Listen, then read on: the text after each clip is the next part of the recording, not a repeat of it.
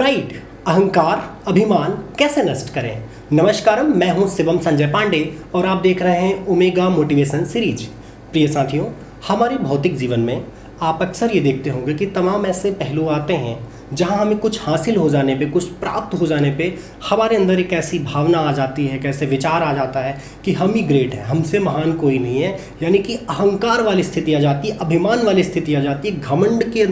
का अंदर जन्म हो जाता है, घमंड वाली स्थिति आ जाती है। हम बड़े घमंड में जब बात करने लगते हैं। तो साथियों, इन बुरी आदतों का, ये जो बुरी आदतें हैं, इसको कैसे नष्ट करें, कैसे नष्ट किया जाए, इस वीडियो में हम आज आपको बताएंगे कि अगर आपके अंदर भी ये स्थिति, ये बुरी स्थितियाँ, ये बुरे जो विचार हैं आ रहे हैं, यानी कि आपके अंदर ये बुरी आदतें आ रही हैं, ये जो बुरे थॉट हैं आपके अंदर भी आ रहे हैं, ऐसा आपको लग रहा है कि नहीं आपके अंदर भी ऐसा हो रहा है, तो उसे कैसे दूर करें, कैसे नष्ट करें, हम आपको इस वीडियो में बताएंगे। हम जिस महान ग्रंथ से आपको ये जानकारी देंगे, जिस महान ग्रंथ को पढ़ के हम आपके सामने ये अपने विचार रखेंगे, आपको ये बताएंगे कि कैसे आप इन्हें नष्ट करें,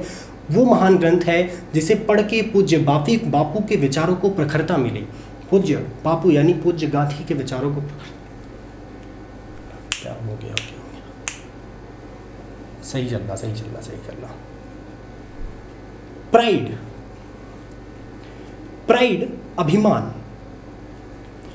प्राइड, अभिमान, अहंकार कैसे नष्ट करें।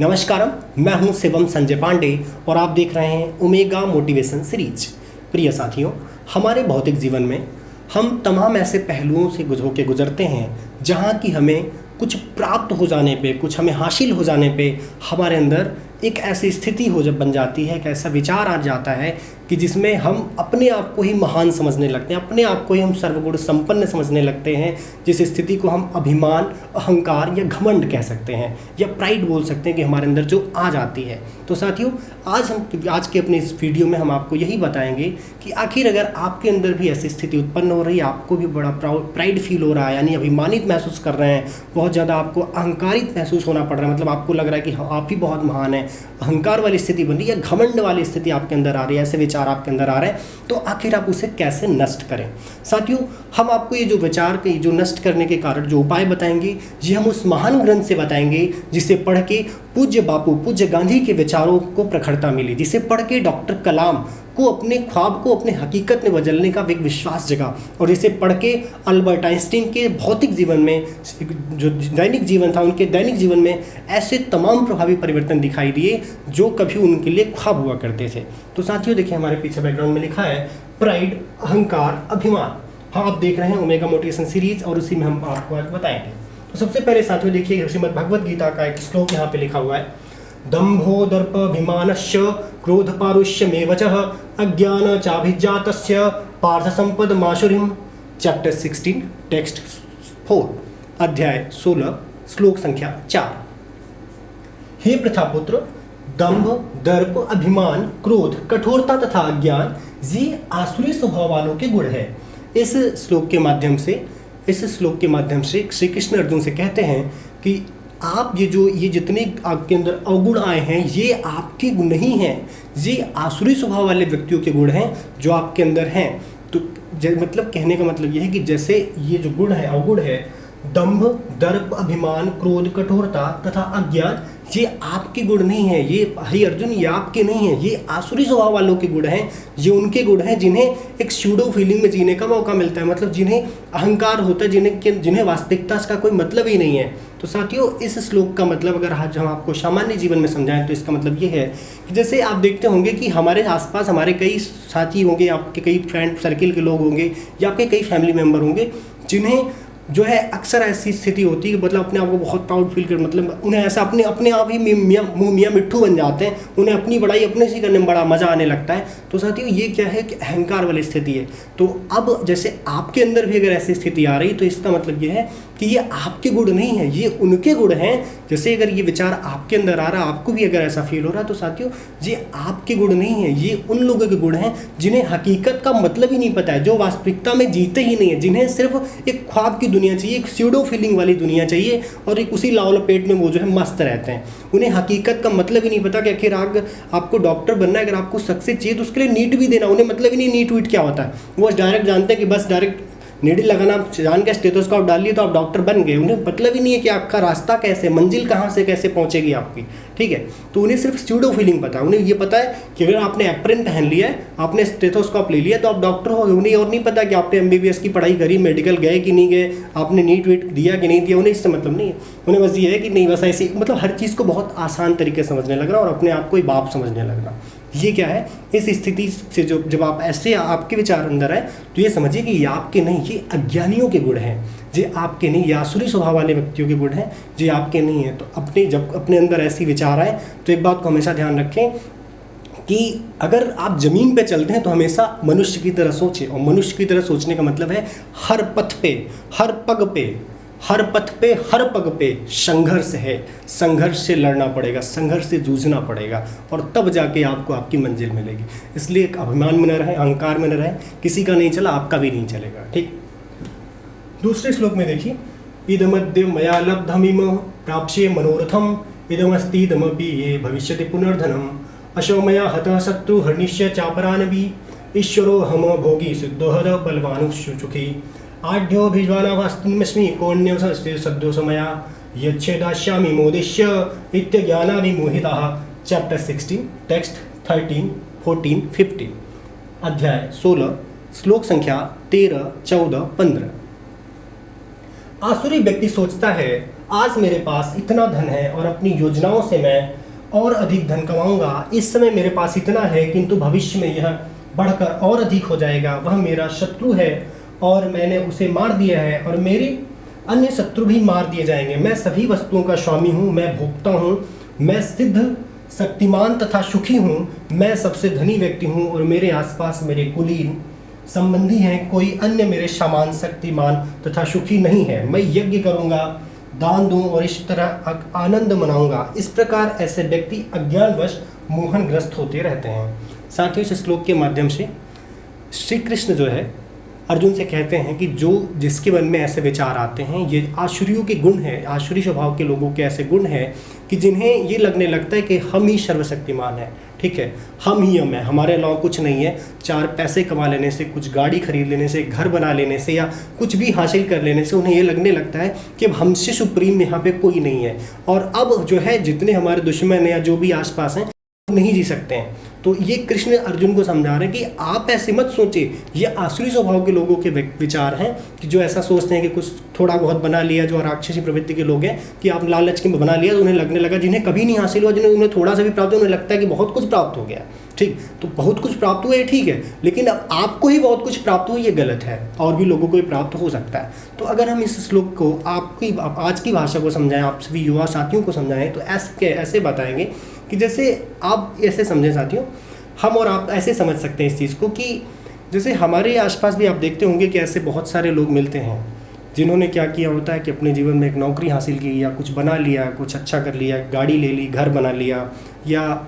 बहुत छोटी छोटी चीज़ें जो आपको मतलब वहाँ के जिस इन्वायरमेंट वो रहते हैं वहाँ उन्हें बहुत बड़ी लगती हैं। आप जैसे गाँव के व्यक्ति होंगे तो आपको पता होगा कि गाँव में अगर कोई कार ले ले, घर बना ले, या कुछ और कर ले, कुछ मतलब और प्रॉपर्टी वगैरह बना ले,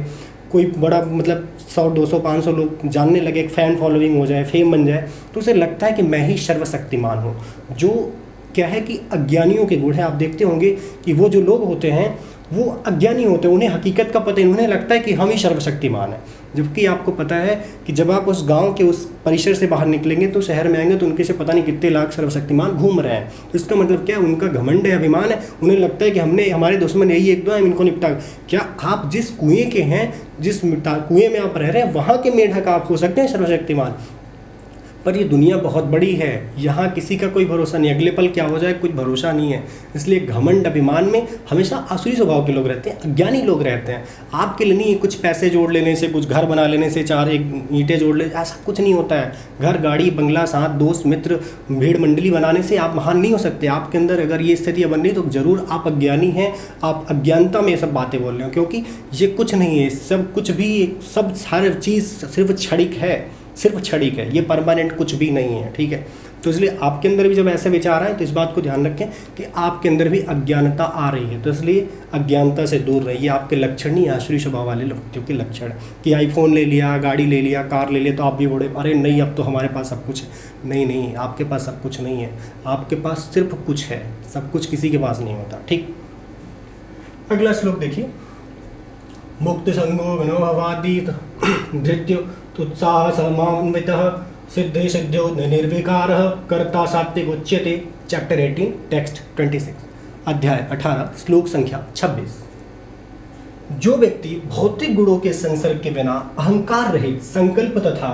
उत्साह पूर्वक अपना कर्म करता है और सफलता अथवा असफलता में अविचलित रहता है, वह सात्विक कर्ता कहलाता है। इस श्लोक के माध्यम से श्री कृष्ण अर्जुन से कहते हैं कि हे अर्जुन,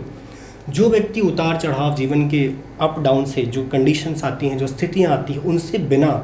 डरे, बिना विचलित हुए लगातार अपने नित्य कर्म को करता रहता है, ईमानदारी से करता रहता है, वही व्यक्ति एक सच्चा कर्ता है। वही व्यक्ति जो है क्या है, एक अच्छा सात्विक कर्ता कहलाता है। साथियों, अगर इस श्लोक को हम अपनी आज की भाषा में समझने का प्रयास करें तो इसके माध्यम से ये है, इसका सटीक विश्लेषण ये है साथियों कि आप देखते होंगे कि हम और आप छोटी छोटी चीज़ें हासिल हो जाने पे या उसको प्राप्त हो जाती है या फिर वो चीज़ें हमसे छिन जाती हैं तो हम बहुत अप डाउन वाली स्थिति में चले जाते हैं। हम सोचने लगते हैं कि हमसे बहुत कुछ नष्ट हो गया है या बहुत कुछ प्राप्त हो गया है। मतलब अगर कुछ अच्छा प्राप्त होता है तो एक घमंड वाली स्थिति बन जाती है, बड़ी प्राइड वाली फीलिंग में आ जाती है, और अगर कुछ लॉस हो जाता है तो एक नर्वस वाली फीलिंग आ जाती है। जो व्यक्ति ये सोचता है कि आ जाए तो हम ही महान है, ख़त्म हो जाए तो हम नष्ट हो गए, बर्बाद हो गए, वो व्यक्ति क्या करता है, वो क्षणिक वाली चीज़ें जीता है, वो जीवन के आनंद को कभी जी ही नहीं पाता। इसलिए अगर जीवन के वास्तविक आनंद को जीना है, ये जो आपकी यात्रा है, जो जीवन यात्रा है, इसको सही से जीना है, तो इसके लिए साथियों क्या करें कि आप अपनी अप डाउन वाली स्थिति से बिना विचलित हुए सिर्फ अपने कर्म पे फोकस करें। आपका जो कर्म है, जो आपके डेली रूटीन का हिस्सा, उसे लगातार पूरी ईमानदारी से करें, और वही सुप्रीम व्यक्ति है, वही एक अच्छा व्यक्ति है जो बिना विचलित हुए, बिना अप डाउन वाली स्थिति से कुछ भी प्राप्त हो जाए। आपको कल मर्सिडीज, जगुआर, एक्सेल कुछ भी प्राप्त हो जाए, बिल्कुल प्राइड नहीं, नॉर्मल जैसे पहले सिचुएशन वैसे भी मर्सिडीज, जगुआर, एक्सेल सब कुछ छिन जाए, सब बर्बाद हो जाए, फिर भी नॉर्मल कंडीशन, वही व्यक्ति महान है। जो कुछ प्राप्त हो जाने पर बड़ा फूल में समाने लगता है, सत्यानाश, और जिसे कुछ लॉस हो जाए, बड़ी डिप्रेशन चला जाए, बड़े नर्वस हो जाए, कुछ नहीं मिलता है। इसलिए हमेशा इस चीज़ को तैयार रहें कि अगर आपको कुछ मिल रहा है तो कुछ जा भी सकता है, कुछ आया है तो कुछ जाएगा भी। इसलिए हमेशा तैयार रहें, क्योंकि कुछ भी परमानेंट नहीं है, कुछ भी परमानेंट नहीं है, सब कुछ क्षणिक है। इसलिए सिर्फ इस यात्रा का आनंद ले, इस जीवन यात्रा का आनंद ले। दोस्त आएंगे जाएंगे, लोग आएंगे जाएंगे, गाड़ियाँ, फ़ोन, बंगले, घर, परिवार, रिश्तेदार, आता ना सबका लगा रहेगा, ठीक है। अगर कोई आ रहा है तो ये बात को ध्यान रखें, कोई जाएगा भी। इसलिए किसी के आने पे इतने हतोत्साहित ना हो और किसी के जाने पे इतने ज़्यादा दुखी भी ना हो, ठीक है। एक अच्छे भविष्य का सामान्य जीवन जो जीने का तरीका वो यही है कि आप अप एंड डाउन से घबराएं नहीं, कुछ भी प्राप्त होने से या कुछ भी नष्ट होने से घबराएं नहीं। अगला श्लोक है साथियों, मच्चितः सर्वदुर्गाणि मत्स्यप्रधादातिरश्यमि सी अथ चेत्तवमहंकारात्म शोषयति विनंघसि। चैप्टर 16 टेक्स्ट 58 अध्याय 16 श्लोक संख्या 58।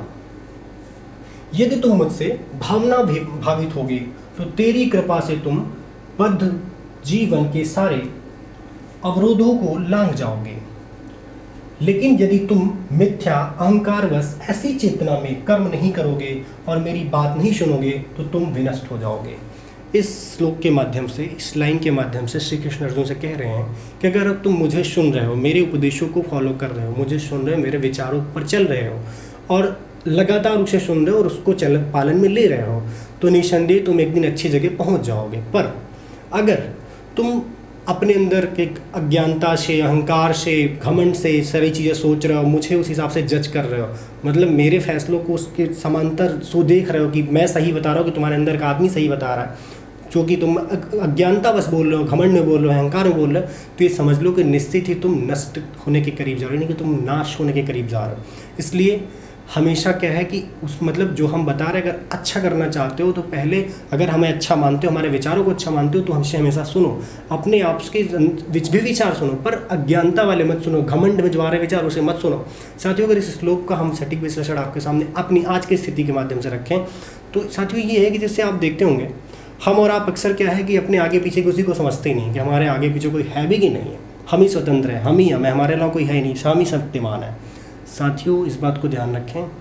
किसी भी महान आदमी की जब आप जीवनी पढ़ेंगे, किसी भी महान आदमी को पढ़ेंगे, तो अक्सर एक चीज़ देखेंगे कि कोई ना कोई एक ऐसा व्यक्ति रहा है, कोई ना कोई एक ऐसा विचारपुंज रहा है जिसने उसको अक्सर विचार दिए हैं, जिसने उसको अक्सर शब्द दिए, जिसने उसको हमेशा पथ दिखाए हैं। चला वही व्यक्ति है लेकिन पथ दिखाने वाला कोई और रहा है, और वही व्यक्ति आप देखेंगे कि उसी ने क्रांति करी और उसी के इतिहास को हम आज पढ़ते हैं। इसलिए अपने भी भौतिक जीवन में, अपने इस जीवन में जो हमें और आपको मिल रहा है, आप तैयारी करें, पढ़ाई करें, कुछ भी करें, एक बात को ध्यान रखें कि ऐसा व्यक्ति आपके जीवन में जरूर होना चाहिए, ऐसा गुरु होना चाहिए, ऐसा साथी होना चाहिए जिसे आप सुने और जो आपको आपकी हकीकत से रूबरू करा सके, जो आपको आपके घमंड से ना जोड़े कि जो आपके अंदर प्राइड वाली फीलिंग आएगी, नहीं हमने आईफोन ले लिया तो हम ही, वो ये कह दे कि तुमने कुछ ना कर, तुम्हारी औकात आज भी 10 पैसे की है। वो व्यक्ति ऐसा चुनिए, ऐसे एक व्यक्ति को समझिए, अपने साथ रखिए, उसकी सलाह लीजिए, उसकी राय लीजिए और आगे बढ़ते जाइए। जब वो आपने कह दिया हमने आईफोन लिया अब तो हम ग्रेट हैं, हमारे अलावा कोई है नहीं, हमारी कोई अब किसी की कोई औकात नहीं है सामने, अगर वो भी व्यक्ति आपका समर्थन कर दे इसका मतलब वो व्यक्ति उस लायक नहीं है। एक ऐसे व्यक्ति को चुने जो आपके मुंह पे तुरंत तमाचा मार दे, बक तुमने ले लिया तो क्या ले लिया, तमाम लोग लेते हैं।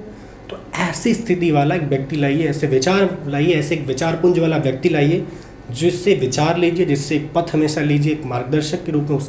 उसकी बातों को सुनिए और आगे बढ़ते जाइए। क्योंकि अक्सर जब ये होता है ना कि हम अकेले होते हैं, हमारे आगे पीछे कोई नहीं होता, तो हमें लगता है हम ही हैं, कभी कभी लगता है ना अपन ही बाप है। तो वो आप बाप वाली स्थिति क्या है कि गलत है। आपने आपसे ही बड़ा एक बाप रखिए जो आपको विचार दे, जो आपको सुने, ठीक है, जो आपको सुन के और आपके मुंह पे तुरंत आपे की तमाचे से मार दे, क्या बोल रहा है, छोटी बात कर रहा है, तेरी क्या औकात है, जो ये बताए, जो ये कह दे कि नहीं तुमने आईफोन ले लिया, नहीं अब तुमने मर्सिडीज, तुमने इतना बड़ा घर बना लिया, अरे तुम्हारे मुकाबले तो इतना बड़ा घर ही नहीं पूरी दुनिया में, जो ये कह दे समझ लो वो तुम्हारा नाश चाहता है। जो तुम्हारा भला चाहेगा वो ये कह दे कि बेटा हवा मत उड़ो, तुमने घर बनाया तो तुम्हारे अलावा और भी घर इस दुनिया में बहुत अच्छे अच्छे घर बने हैं, ठीक, या बहुत अच्छी गाड़ियाँ, बहुत अच्छे बंगले, बहुत अच्छे फ़ोन हैं, तुम्हारे पास ही नहीं है। तुम ही बहुत ज़्यादा सुंदर नहीं हो, तुमसे भी सुंदर लोग हैं यहाँ, तुमसे भी सुंदर लोग यहाँ हैं। इसलिए कभी भी घमंड वाली स्थिति से अगर इस स्थिति आपको लगे तो एक ऐसा व्यक्ति बना लीजिए जो हमेशा आपको राय दे, सलाह दे, जो आपके मुँह पर तत्काल तमाचा मार दे, हम बातें कर रहे हो, ठीक। तो इसलिए हमेशा ऐसा करें। बाकी अपने धर्म और पूजा पद्धति के आधार पर, अपने धर्म और पूजा पद्धति के आधार पर आपको अपने मालिक सुप्रीम पर्सनालिटी से, आप जिस भी जाति धर्म मजहब से ताल्लुक़ रखते हो, आपको अपनी पूजा पद्धति या धर्म के आधार पर जिस भी हिसाब से आपको डिसाइड करना हो, आपको ये मानना पड़ेगा कि आपके ऊपर एक सुप्रीम पर्सनालिटी है जो सारी चीज़ें डायरेक्ट कर रही है, सारी चीज़ें डायरेक्ट कर रही है। आप अपने धर्म और पूजा पद्धति के आधार पर आपको अपने मालिक सुप्रीम पर्सनालिटी से बृहद लगाव व पूर्ण विश्वास भी आपकी सफलता में एक बड़ा मील का पत्थर साबित होता है। हवा में तीर न चलाएं, आदमी बने। यहाँ कहने का मतलब मेरा ये है कि आप जो है अपनी जिस भी भगवान को, जिस भी सुप्रीम पर्सनालिटी को मानते होंगे कि आपसे कोई सुप्रीम है जिसने आपको क्रिएट किया है, जो आपको डायरेक्ट कर रहा है, तो साथियों उस पर एक श्रद्धा के साथ, पूरे समर्पण के साथ उस पर विश्वास कीजिए, उसको मानिए, अपने आप को ही बाप मत समझिए, मानिए कि आपके ऊपर कोई है जो सबको डायरेक्ट कर रहा है। ये भी आपकी सफलता में एक बड़ा मील का पत्थर साबित हो सकता है। इसलिए आदमी बने। इसलिए क्या है साथियों, हवा में तीर न चलाएं, आदमी बने, क्योंकि आदमी बनेंगे तभी सफलता प्राप्त करेंगे। हवा में बात करेंगे, स्यूडो फीलिंग में जाएंगे तो कभी हमेशा असफलता का ही मुंह देखना पड़ेगा, या थोड़ा क्षणिक सफलता आएगी फिर ख़त्म हो जाएगी। बड़ी रेस का घोड़ा बनना है, बड़ी दूर तक चलना है, हर कदम ईमानदारी से, पूरी संघर्ष के साथ, पूरी ईमानदारी से, मेहनत के साथ रखिए। और ये ख्वाब हटा दीजिए कि आप ही सर्वशक्तिमान है, क्योंकि आपसे भी ज़्यादा पता नहीं कितने सर्वशक्तिमान है। आपकी औकात बिल्कुल इतनी है, बहुत बड़ा ये यूनिवर्स है, उसमें पता नहीं कितने देश हैं, क्या है, सीट समझ रहे हैं, तो आपकी औकात बस इतनी है। तो इसलिए अपने अंदर ये मत लाइए कि आप ही महान है, आप ही सर्वशक्तिमान है। आप कुछ नहीं है, बस आप एक व्यक्ति हैं जिसको ये जीवन मिला और आप कर्म करते रहें। इसलिए ये जो आभा मंडल आपके आसपास क्रिएट होता है, इससे घबराइए नहीं और अपने आप को सुप्रीम मत समझिए, ठीक है। तो अपने इस शंका करेंगे समापन ओमेगा कैरियर इंस्टीट्यूट के निधेय वाक्यों के साथ कि भरोसा आपका और संकल्प हमारा। भरोसा आपका बना रहेगा तो हम भी अपने काम के प्रति संकल्पित हैं। बाकी ये ओमेगा मोटिवेशन सीरीज़ लगातार जारी रहेगी, हम मिलते रहेंगे आपको ऐसे ही हर रोज़ एक नए अंक के साथ। तब तक के लिए थैंक यू, धन्यवाद।